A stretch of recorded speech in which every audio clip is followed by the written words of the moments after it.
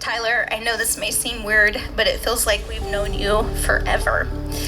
I'm so impressed with how present you are, how hard you work, your patience, which was on full display when the letter C in the welcome sign was a centimeter too far to the right.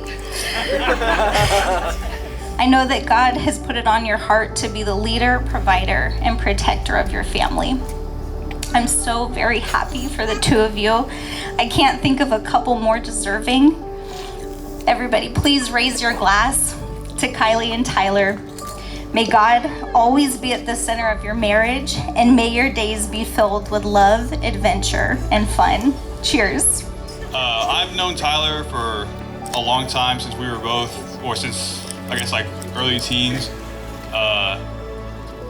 When I first met Tyler, he was not happy with his family situation, and we had an empty room in our house, so to me it was a pretty simple solution. He came and lived with us, and he lived with us until we all grew up and moved away.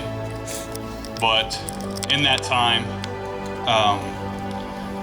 Tyler definitely,